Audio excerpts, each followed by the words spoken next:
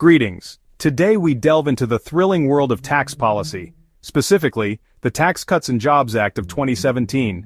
This wasn't just some dry, boring piece of legislation. Oh no, this was a rootin' roller coaster of tax cuts, mostly for corporations and wealthy individuals.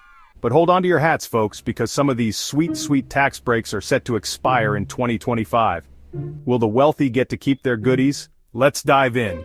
Now I know what you're thinking. John, taxes are about as exciting as watching paint dry. And you'd be right if we were talking about your average run-of-the-mill tax code. But this, my friends, is America. And in America, we don't do boring taxes. We do massive sweeping tax overhauls that make the rich richer and leave everyone else wondering if they accidentally left the stove on. The TCJA was sold as a way to boost the economy, create jobs, and bring back that warm, fuzzy feeling of prosperity. But did it deliver? Well, that's a story for another time. What we're concerned with today is whether these tax cuts, particularly the ones benefiting the wealthy, will survive past their 2025 expiration date. This is important because it is one of the reasons for the new administration's spending cut and firing frenzy.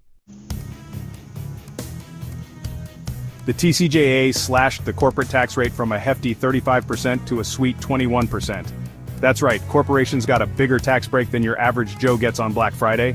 And the best part, this particular goodie is permanent. That's right, etched in stone, never going away. But what about individual tax rates? Well, they got a trim too, but nothing quite as dramatic. We're talking a few percentage points here and there, nothing to write home about unless you're part of the top 1%. For those lucky folks, the top marginal tax rate dropped from 39.6% to 37%.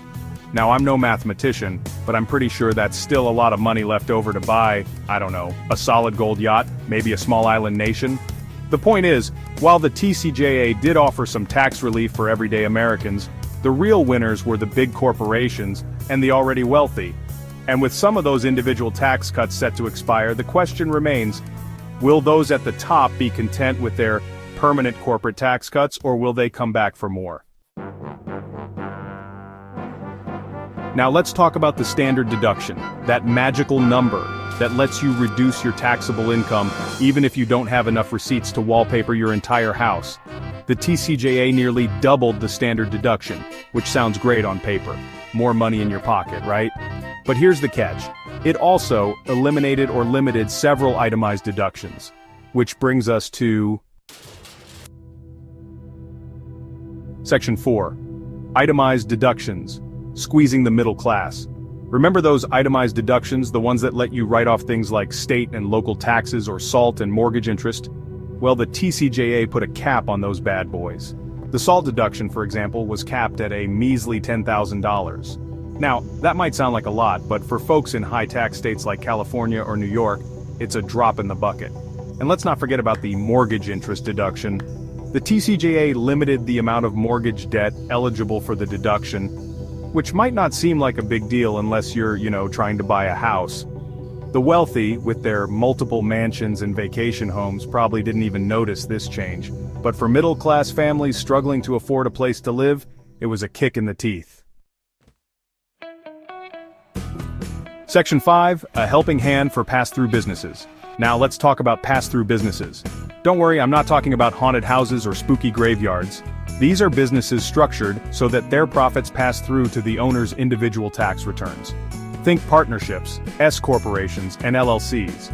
The TCJA threw these businesses a bone in the form of a 20% deduction on their qualified business income.